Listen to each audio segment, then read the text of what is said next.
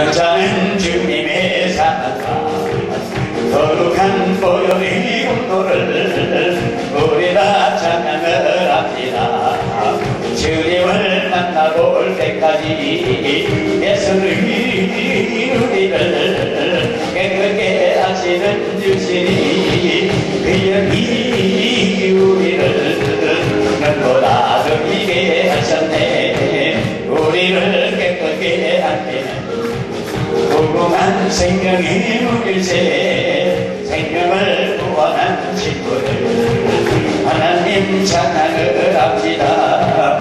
예수를 우리를 깨끗게 하시는 주시니 그의 우리를 눈보다 더 이게 하셨네. 주님의 깨끗한 보혈 날마다 입으로 간증해 담대히 싸우며 나가세. 천국에 들어갈 때까지 예수를 우리를 깨끗게 하시는 주시니 그의 우리를 눈보다 더 이게 하셨네. 그를 붙잡고 날마다 이기며 나가세. 머리에 별두간 쓰고서 주 앞에 찬양할 때까지 예수를 우리를 깨끗게 하시는 주시니 그의 우리를 눈보다 더 이게 하셨네.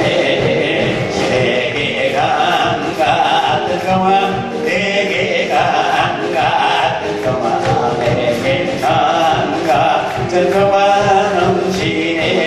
할렐루야. 내게강 같은 동화 내게강 같은 동화 내게강 같은 동화 넘치네. 내게 바다 같은 사람 내게 바다 같은 사람 내게 바다 같은 사람 넘치네. 할렐루야. 내게 바다 같은 사람 내게 바다 같은 사람 내게 바다 같은 사람 넘치네. 내게 샘솟는 기쁨 내게 샘솟는 기쁨 내게 샘솟는 기쁨 넘치네. 할렐루야. 내게 샘솟는 기쁨 내게 샘솟는 기쁨 내게 샘솟는 기쁨 넘치네. 내게 불 같은 성령 내게 불 같은 성령 내게 불 같은 성령 넘치네. 할렐루야. 내게 불 같은 성령 내게 불 같은 성령 내게 불 같은 성령 넘치네. 나는 하나님이 좋아 나는 하나님이 좋아 나는 하나님이 좋아 참 좋아. 할렐루야. 나는 하나님이 좋아 나는 하나님이 좋아 나는 하나님이 좋아 참 좋아. 나는 예수님이 좋아 나는 예수님이 좋아 나는 예수님이 좋아 참 좋아. 할렐루야. 나는 예수님이 좋아 나는 예수님이 좋아 참 좋아. 나는 성령님이 좋아 나는 성령님이 좋아 나는 성령님이 좋아 참 좋아. 할렐루야. 나는 성령님이 좋아 나는 성령님이 좋아 나는 성령님이 좋아 참 좋아. 나는 목사님이 좋아 나는 목사님이 좋아 나는 목사님이 좋아 참 좋아. 할렐루야. 나는 목사님이 좋아 나는 목사님이 좋아 나는 목사님 기도와 참 좋아 나는 사모님이 좋아 나는 사모님이 좋아 나는 사모님이 좋아 참 좋아 나는 사모님이 좋아 나는 사모님이 좋아 나는 사모님이 좋아 참 좋아 나는 성도님이 좋아 나는 성도님이 좋아 나는 성도님이 좋아 참 좋아 할렐루야 나는 성도님이 좋아 나는 성도님이 좋아 나는 성도님이 좋아 참 좋아 나는 집사님이 좋아 나는 집사님이 좋아 나는 집사님이 좋아 참 좋아 할렐루야 나는 집사님이 좋아 나는 집사님이 나는 집사님이 좋아 참 좋아 나는 권사님이 좋아 나는 권사님이 좋아 나는 권사님이 좋아 참 좋아 할렐루야 나는 권사님이 좋아 나는 권사님이 좋아 나는 권사님이 좋아 참 좋아 나는 장로님이 좋아 나는 장로님이 장로님이 좋아 참 좋아 할렐루야 나는 장로님이 좋아 나는 장로님이 좋아 나는 장로님이 좋아 참 좋아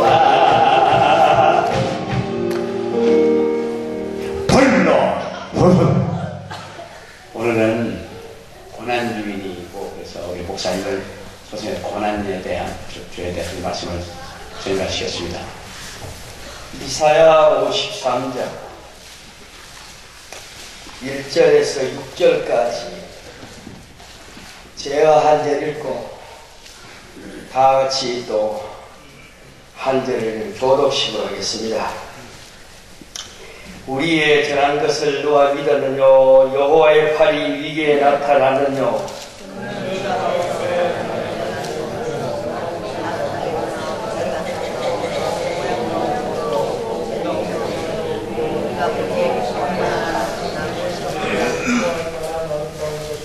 그는 멸시를 받아서 사람에게 실어버린 바 되었으며 간고를 많이 겪었으며 질고를 아는 자라 마치 사람들에게 얼굴을 가리고 보지 않음을 받은 자 같아서 멸시를 당하였고 우리도 그를 귀히 여기지 아니하였도다.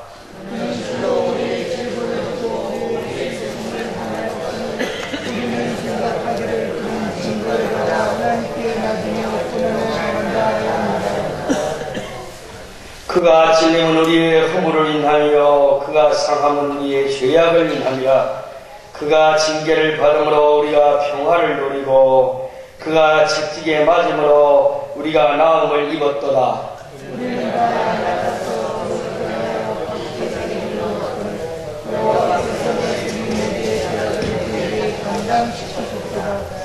아멘.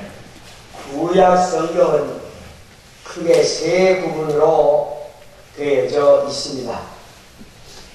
히브리 원성경에는 우리하고 순서가 조금 다릅니다. 맨 처음 부분이 뭐냐 하면은 바로 이 토라라고 해서 모세 오경이라 해서 신명기까지 나와 있는 이 5권의 책입니다.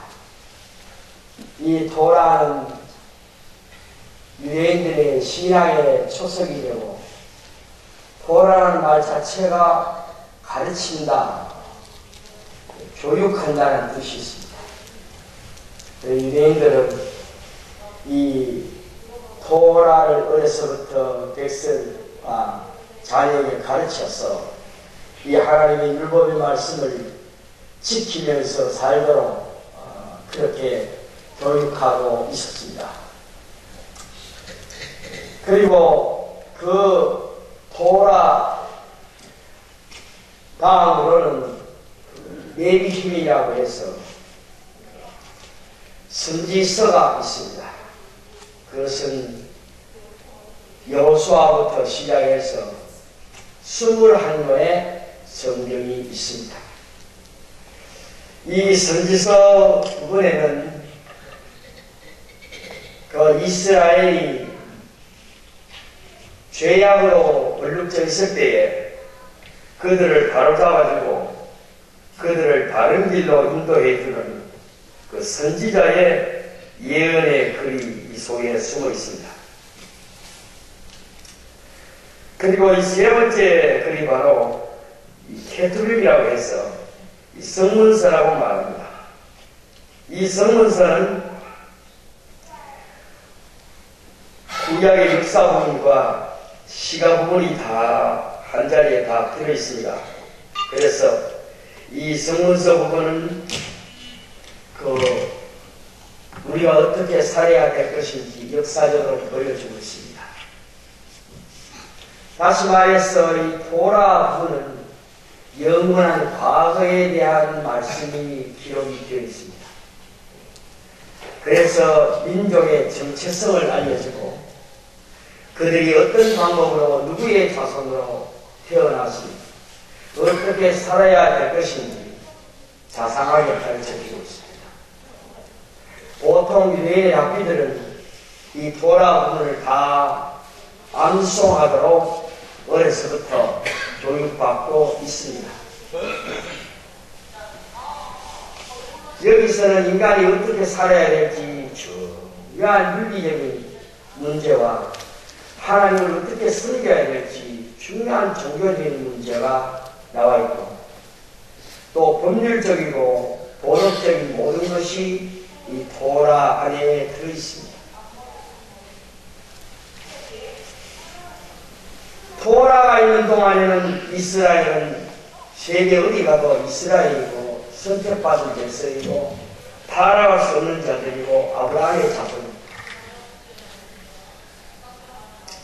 그리고 이 성문서, 이 케투빔은 토라의 말씀대로 잘 산 사람이 어떤 복을 받았는지 잘 보여주고 있습니다.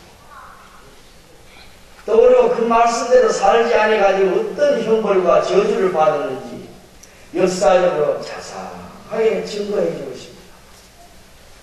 자기 민족이 말씀을 따르고 순종할 때 열국의 번자에 올라앉아 있었고 이방 나라들을 지배하고 그들이 그들에게 종을 바치며 흠모하는 그런 축복의 나라가 되었고 토라를 어기고 우상을 숭배하는 아합이나 므낫세나 기타의 왕들이 다스리고 있는 동안에는 그들은 피폐해지고 멸망에 갔던 그 모습을 보여주고 있습니다. 그리고 마지막 레위힘은 그 토라 받은 사람에는 성문서는 현재 살아. 그들이 매일매일 어떻게 살아야 될 것인지 보여줍니다. 그러나 이 마지막 선지서는 영원한 미래, 그들의 소망. 그래서 토라가 그들의 믿음에 기초라면 성문서는 그들의 사랑의 실체를 가르치고 선지서는 영원한 미래의 소망인 메시아 왕국을 보여주고 있습니다. 그래서 이 선지서에서는 메시아가 어떤 분인가, 또 그분의 백성 아브라함의 별의 자손인 남은 자, 그 잔존자가 어떻게 끝까지 그 수많은 열망들과 그 많은 환난과 전쟁 속에서 살아남아서 아름다운 복음의 황토를 만들고 신약 시대를 이끌어가고 만들어가면 장차 메시아 왕국의 아름다운 백성이 될 것입니다. 그 그릇터기 백성에 대한 예언으로 집중되어 있습니다. 그리고 마지막에 메시아가 이끄는 그 왕국이 어떤 왕국인지, 그 나라 얼마나 아름답고 복된 신천신지인지를 그들에게 소개하므로 그들이 이방에 객이 되고 포로가 되고 어려울 때에도 이 선지자의 글을 통해서 메시아의 왕국을 사모하고 그렇게도 그들이 환란을 이길 수 있는 큰 힘이 되었습니다. 그래서 유대인들은 이 과거의 토라와 현재 생활의 케투빔과 미래의 영원한 메시아의 소망을 가지는 예비힘이 있는 동안에는 그들은 세계 1등 국민이 될 수 있었고 어느 나라를 가도 그들은 시온의 중심으로 하나가 될 수 있었습니다. 그런데 오늘 읽은 이사야는 그들이 말하는 선지자의 글입니다. 선지자 중에서 이 대선지자라고 하는 그 글이고 그 중에서도 맨 첫 번째 나오는 책입니다. 예수님이 이 땅에 계실 때 토라 속에서 제일로 좋아하는 것은 신명기입니다. 그분은 신명기를 달달달 하다시피 했습니다. 그래서 그는 신명기의 말씀으로 광야 40일을 시험받을 때에 원수 마귀를 무찌르는 큰 힘이 되었습니다. 그는 항상 정의와 불의를 가르고 어떻게 살아야 되느냐고 하는 중요한 유혹을 받을 때마다 그는 신명기의 말씀을 상고하고 생각하면서 행했습니다. 그리고 그가 시서 중에서 성문서 중에서 제일로 사랑했던 것 시편은 그의 기도였고 그의 찬송이었습니다.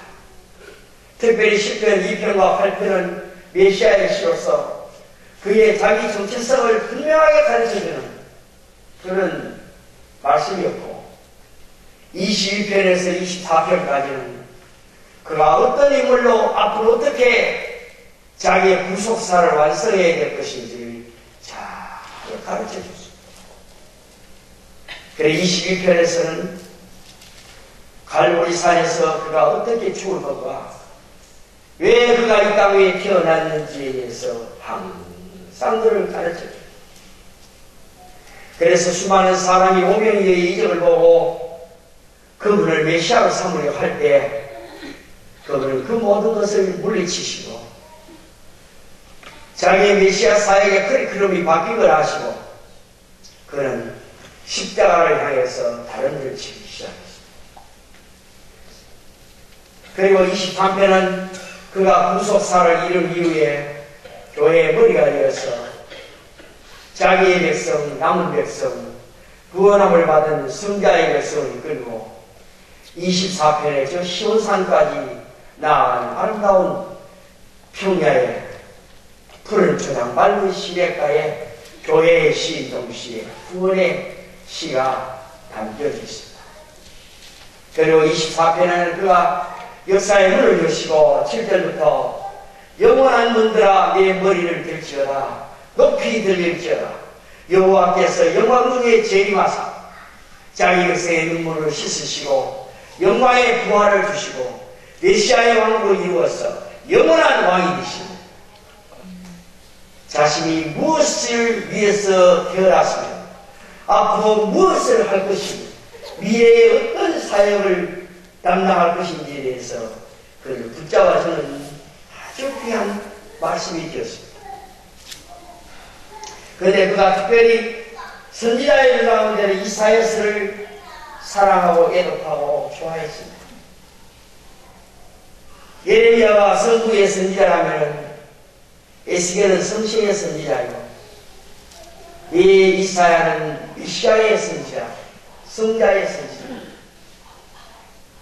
이사야서는 예수님의 일생을 다 일목요연하게 가르쳐주고 보여주는 글이었습니다. 예수님의 일생은 아마 이사야서대로 살아갔다고 해도 조금도 과언이 아닐 것입니다. 그래서 이사야는 구약의 복음서라 그렇게 말하고 있습니다. 이사야는 가장 방대한 선지서입니다. 66번. 성경을 한 장으로 줄이면 10편 119편. 그냥 한 권의 책으로 줄이면 이사야서는 66장이 66권을 대신하고 이 66권의 이 이사야의 책이 절반으로 나누면 구약은 39권, 신약은 27권인 것처럼 1장에서 39장과 40장에서 66장으로 나누어집니다. 특별히 1장에서 29장은 구약의 말씀처럼 그 말씀이 너무나 엄하고 너무나 어떤 면에는 잔인할 정도로 백성을 혹독하게 처망하고 저주를 근거할 만한 무서운 질책이 있다는 것입니다. 시작부터 시작해서 이 짐승마도 못한 이스라엘, 손은 그 주인을 알고 나그는 주인의 부를 알지만은 내 백성 이스라엘은 이를 알지 못하고 빼앗지 못한다. 너희가 성전에 매일 드리는 예배, 내가 그 피에 냄새에 이는 즐겼다. 차라리 원수가 와서 성전문을 막아버렸으면 좋겠구나. 내가 포도를 심었더니 너희들은 들포도를 만들었다. 내 농장을 너희가 망쳐버렸다. 이사야 5장이 여기에 칭하고, 그리고 그날에는 두 번에 걸쳐 큰 전쟁에 사로잡힙니다. 우시아 왕이 죽던 해에 북쪽 이스라엘의 베가왕이 아람왕 미신과 합작해서 8장에 그 이스라엘을 응습하려고 수많은 대군을 거느리고 쳐들어왔습니다. 하늘을 보아도 솟아날 길이 없고 땅을 보아도 숨을 곳이 없습니다. 하나님의 사람 이사야가 이 어려운 국난을 이끌고 하나님 앞에 목숨을 내놓기로 각오하고 제사장 이외에는 들어갈 수 없는 성전에 뛰어들었습니다. 제사장이 아니고 들어가면 죽을 수밖에 없는 그 성전에 뛰어들었습니다. 그리고 그는 성전에서 하나님 앞에 죽기 내기로 단판을 치기 위해서 들어갔다가 하나님의 영광스러운 하늘의 지성소가 그 성전 안에 이루어지는 모습을 바라보고 그는 너무나 놀라고 너무나 기가 막힌 그 황홀경에 엑스타시 그 현상에 살았습니다. 그래서 그는 그 자리에 꼬꾸라져서 보좌에 앉으신 하나님을 발견하고 백성을 저주하며 힐난하던 자기 자신의 입이 추하고 자기가 더 더러운 것을 자기 죄악을 발견하고 마지막 자기의 사명을 발견하고 깨닫게 됩니다. 그리고 이사야는 백성을 저주하던 그 줄로 백성의 살 길을 구할 때 하나님의 응답이 그랬습니다. 이 백성이 죄가 많아 축토가 되고 예루살렘이 숫죄밭이 되는 것이 가할. 그러나 이사야야, 내 말을 들어라. 전쟁이 나고 환란이 오고 재난이 와도 이 백성이 아주 망하지 않는다. 이 백성이 살 길이 있다. 유일의 구원의 길이 있다. 이것을 내가 네게 말하라. 이 백성이 멸망의 자리에 떨어질지라도 재난이 말지라도 이 백성 가운데 알마 처녀가 잉태하여 아들을 낳는 일이 있을 것이다. 왜 인간이 이 세상에 올 수 있는 네 가지 방법 중에 세 번째 방법, 아버지도 어머니도 없이 오는 아담의 방법이 있느냐 하면 어머니 없이 최초의 어머니로 이 땅에 오신 하와가 있느냐, 아버지 없이 동정녀의 몸을 통해서 오는 그분이 있다. 전쟁에는 피할 길이 있지만은 이 알마 처녀가 잉태하여 낳은 그 아들, 그를 믿지 아니라 그는 이스라엘 표적이요 이적이야. 너희 앞에 있는 모든 선지자들과 백성들이 출애굽 때부터 수많은 이적을 보았다. 그 이적을 본 사람을 다 죽었다. 그러나 내가 말한 이 유일의 이적, 아담에게도 창세기 3장 15절에 예언하고 말씀했던 그 이적, 천의 몸을 통해 이 땅에 오시는 그분, 그가 있는 동안에, 그를 바라보고 있는 동안에 나라도 민족도 개인도 망하지 않는다. 그리고 그 표적에 대해서 영원한 생명으로 가는 이 표적, 이 아이와 함께 내가 있겠다. 그것이 임마 함께 계시겠다. 누구이든 하나님 우리와 함께 있는 그 표적이 그 아이 위에 있겠다. 이사야의 정신이 없었습니다. 뭐 백성을 책망하고 죄를 꾸짖는 것은 상관없습니다. 오로지 이 아이가 누군지, 이 표적이 누군지, 도대체 누구 집에 가문에 태어날 것인가, 거기에만 온 정신이 갔어. 이 아이를 찾아. 그래, 하나님 앞에 밤낮 엎드릴 적마다 이 표적이 무엇입니까? 이 아이가 누굽니까? 하나님이 오로지 임재하시는 이분이 네가 누굽니까? 전혀가 임파를 다했으니 내 아들은 아닐 것이고 누굽니까? 하박국과 같이 하나님 앞에 위대한 질문을 내어놓고 날마다 고심하고 기도했습니다. 그때 하나님 이사야서 9장 5절부터 9절에 그에게 가르쳐줬습니다. 하나님가 우리 위에 낳았고 하나를 우리에게 주셨네. 그 어깨에 정사를 메었네. 그 이름 기묘자, 그 이름 모사, 전능하나님 영존하신 아버지, 평가의 왕이시라.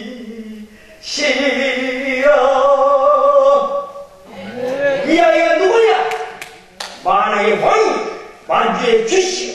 그는 하나님이요 평강의 왕일 뿐 아니라 기묘자여 모사여 천능자다. 이사야의 가슴이 부풀기 시작했습니다. 그의 희망이 보이기 시작했습니다. 주여, 그렇다면 도대체 이 아비씨가 누구의 가문에 날 것입니까? 어느 지파에서 오시는 겁니까? 그때 이사야 11장에 하나님 지체하지 않고 가르쳐줍니다. 이 아이는 사무엘하 7장에 나단을 통해서 내가 다윗에게 약속했지 않았는가. 이 아이는 다윗의 후손으로 오신다. 이새의 줄기에서 한 싹이 나면 그 뿌리에 산 가지가 나서 결실할 것이다. 그가 앞으로 와서 하나님의 뜻을 이루면 그 길은 공의로운 길이고 그 책정은 평탄. 그 아기가 이 땅에 와서 통치하는 그 세계는 모든 자연계의 문제가 해결돼. 모든 인간사의 문제가 해결돼. 모든 자연계에도 죽이고 먹는 일이 없다. 독사구에 어린이가 손 놓고 장난쳐도 물리지 않는 참 사랑과 기쁨의 그 나라가 이젠 속히 오리라. 여호와를 아는 지식이 충만하고 이렇게 기쁜 나라가 이루어진다. 네가 사는 이 땅은 전쟁도 많고 근심도 많고 어려움도 많고 추위가 더위도 있지만 이 아이가 다스리는 그날은 불의함도 없고 태양에 찌는 듯하는 태양에 죽는 것도 없고 은기의 밤에 상함도 없고.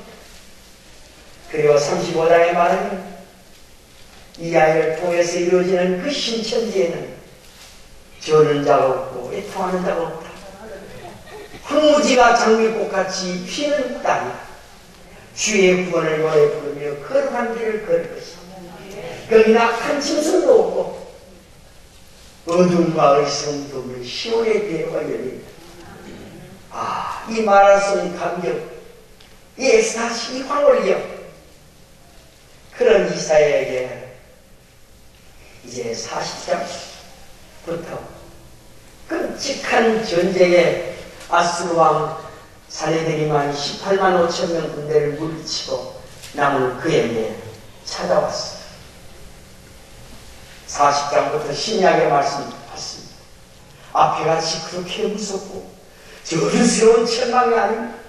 그 말은 차사하고 그 말은 은혜스럽고 이사의 그 말은 마치 잔잔한 시냇가에 흘러가는 샘물처럼 아주 아름다운 그 여자.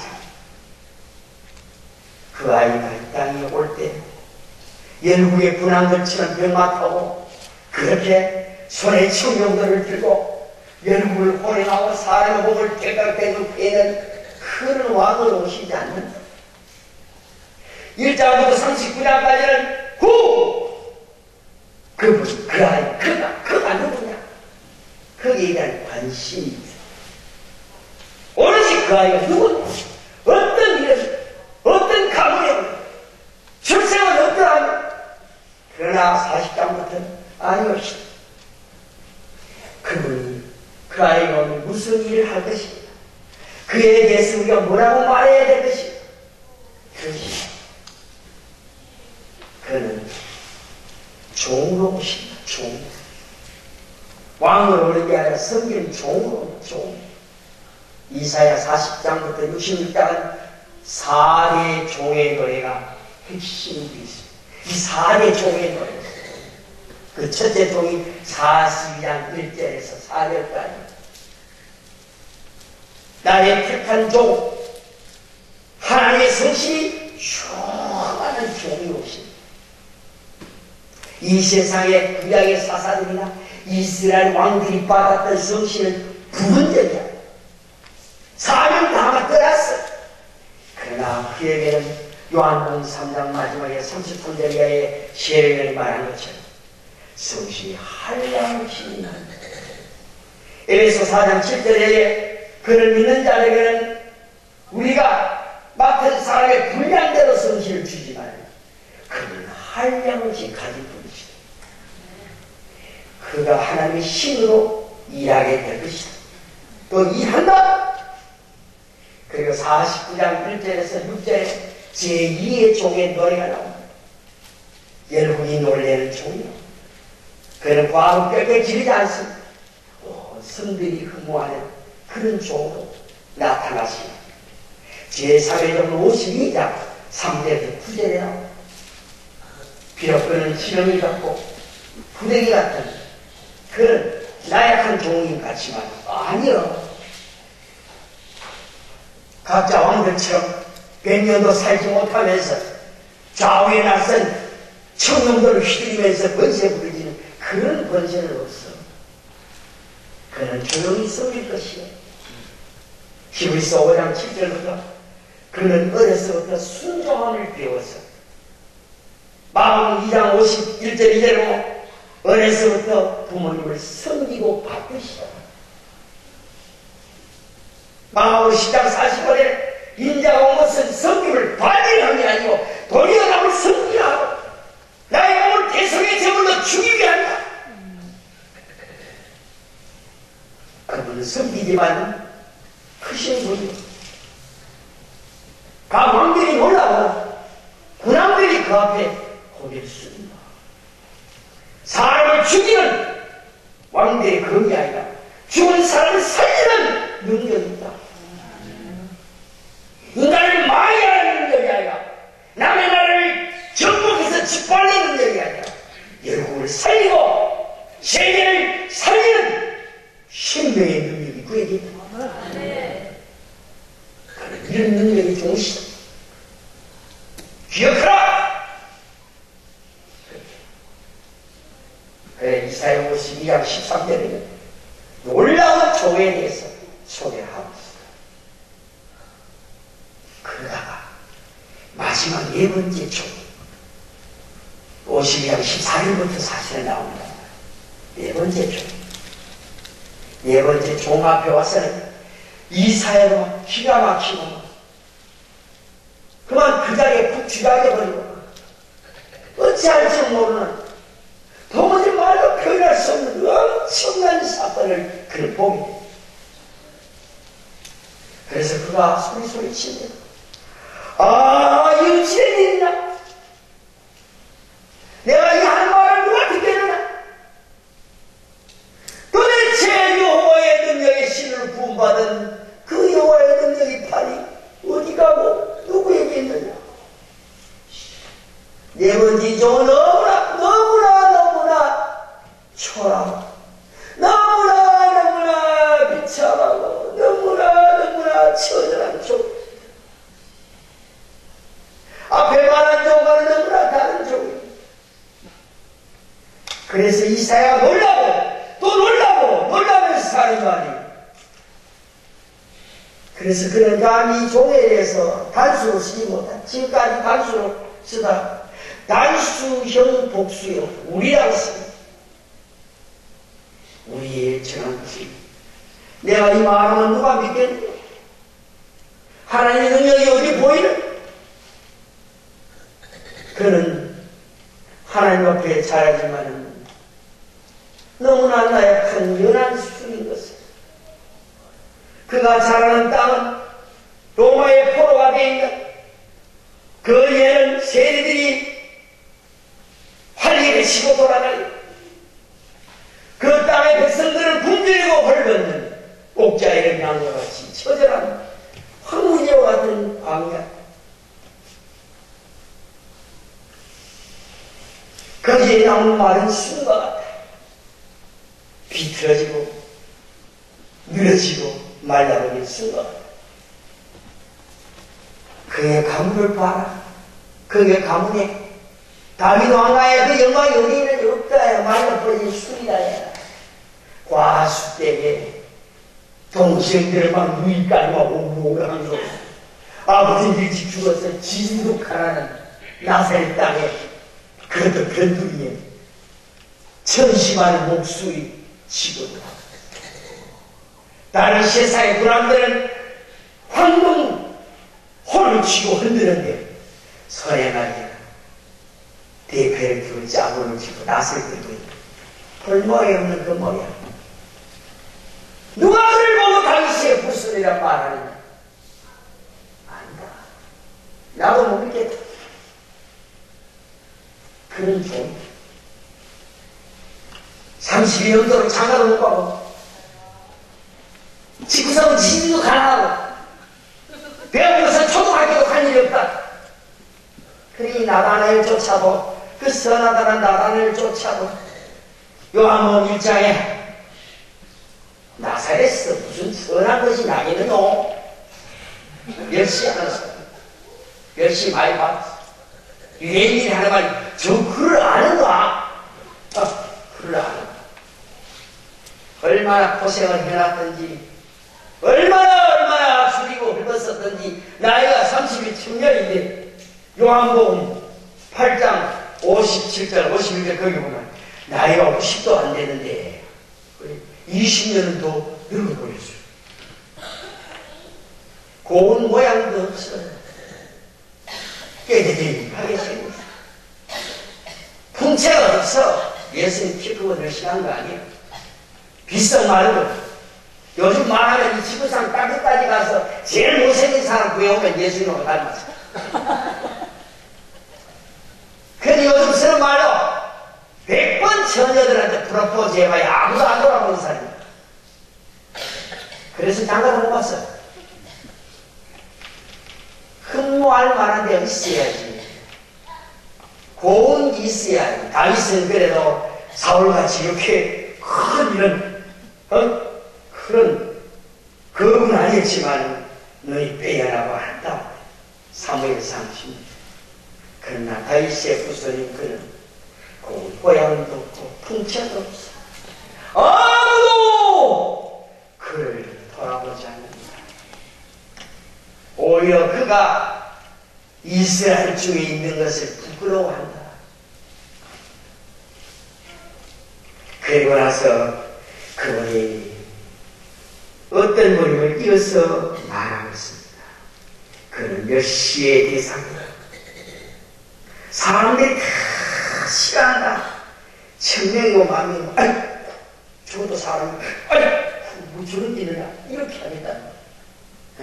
예수님 잘났다는 말은 없어도 못났다는 게 너무 많아. 못난 분들 위로받으시기 바랍니다. 별로 암만 못나봐야 주님같이 못나겠습니까? 멸시를 받아서 사람들에게 실어버린 바 그리고 멸시의 대상뿐만 아닙니다. 간고를 많이 겪었으니 질고를 아는 자라. 호생은 토지게 하고 병이 뭔지를 너무나 잘 알아. 다 만날 홀로 부식하고 그렇게 병들어 있었다는 말은 아닌데 아무튼 질병에 대한 노하우가 굉장히 많은 체험을 가지고 있었어. 못 잡수시고 못 쉬고 해서 그는 질고를 많이 겪었습니다. 질고를 아는 자. 그런데 그가 슬픔이 뭔지 알아요.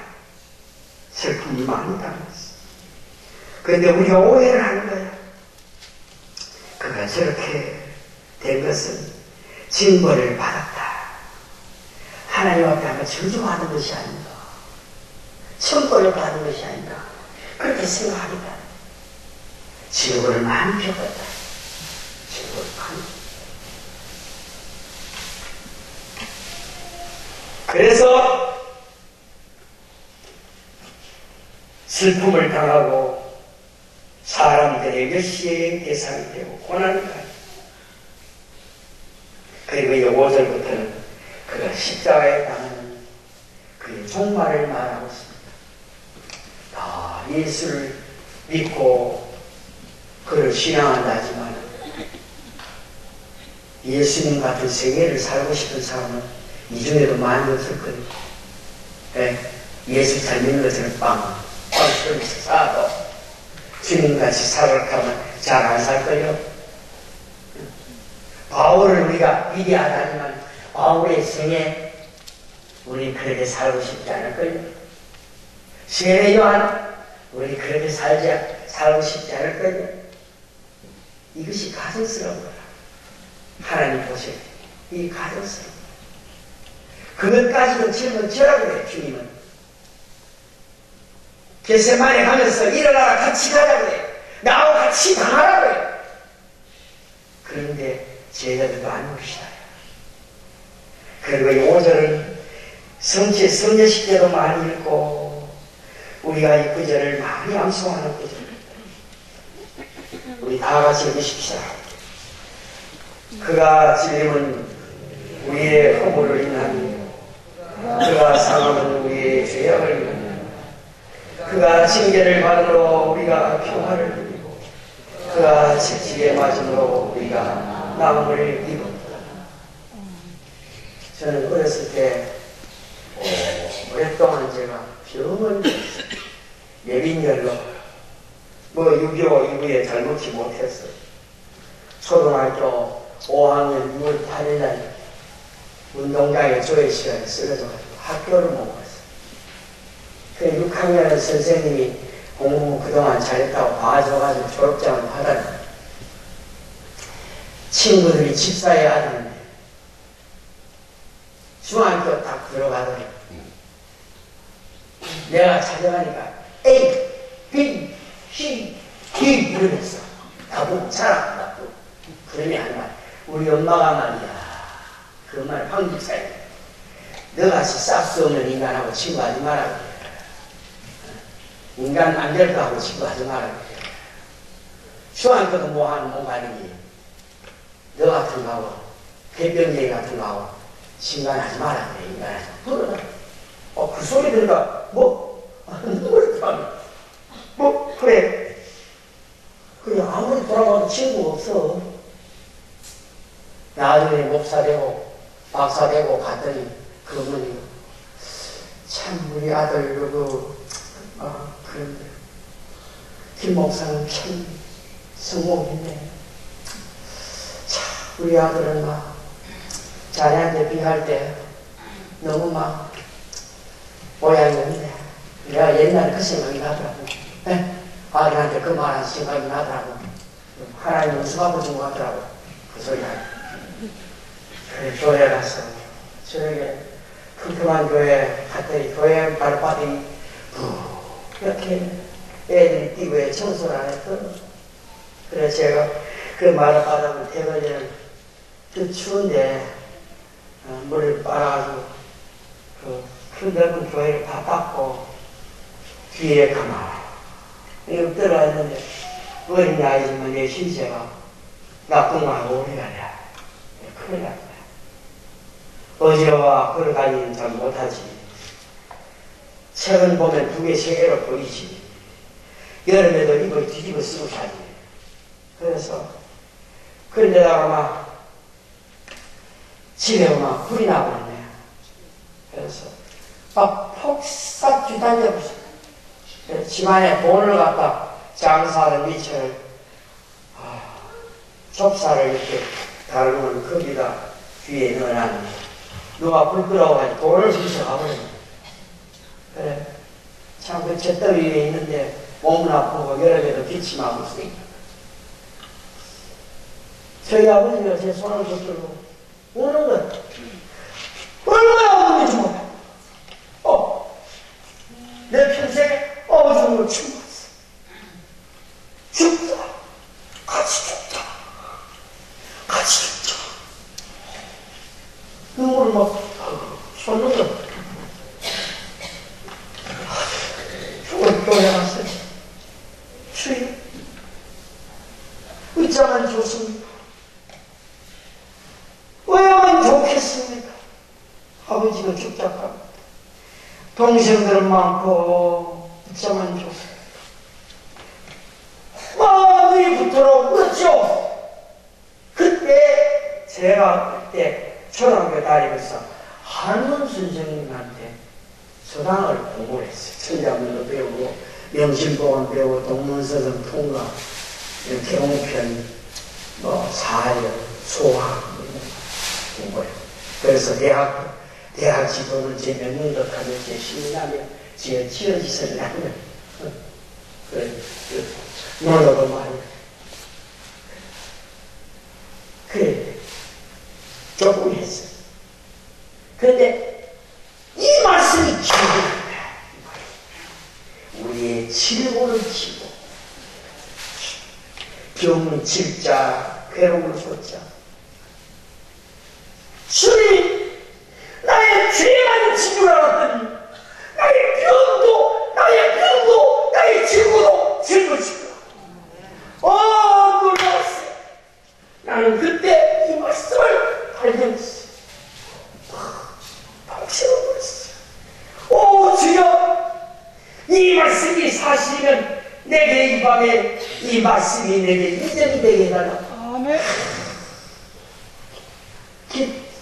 마룻바닥에만 눈물이 막 쏟아졌어. 강이 되도록 그리고 그날 밤에 늦은 밤에 조용히 와서 제 이부자를 펼치고 잤는데 그 밤에 아침에 일어나니까 몸이 막 오만가지 찐득찐득한 구름 같은 것이 몸에서 나오고 아침에 일어나니 몸이 말이 하늘로 날아가는 얼마나 깨우나고 어지럽지도 않냐고 몸이 좋은지 몰라. 그날 이후로 수십 년 동안 병원에 안 가봤습니다. 얼마나 감사한지. 제가 이 말씀으로 오늘의 내가 배웠고 이 말씀을 붙들고 그 무시무시한 어지러운 그 병을 내빈혈을 이기고 너무 감사해서 어려서부터 주의 종이 되기도 하고 지금까지 살아왔습니다. 이 중에 인간으로서 버림받고 천시만 못난 가정은 결단이 나요. 사업은 무너지고 친구는 떠나고 가족이 버림받고 몸에 못 고치는 질병이 있어 안타까운 마음으로 인생의 쓰레기장을 가서 막창에 왔다고 생각하는 분이 있습니다. 이 말씀으로 위로를 받으시고 이 말씀이 여러분의 속에 성신으로 살아서 역사하시고 우리의 질문을 지고 우리의 슬픔을 당하였고 그가 마지막으로 내가 나를 받아 그가 버리심받음으로 우리가 하나님의 자녀 갈보리 언덕에 이 고난주간에 엘리 엘리 아마 사박단이 부르짖으면서 우리를 위하여 상하시고 피 흘려 찢기신 그분을 바라보십시오. 기도합시다.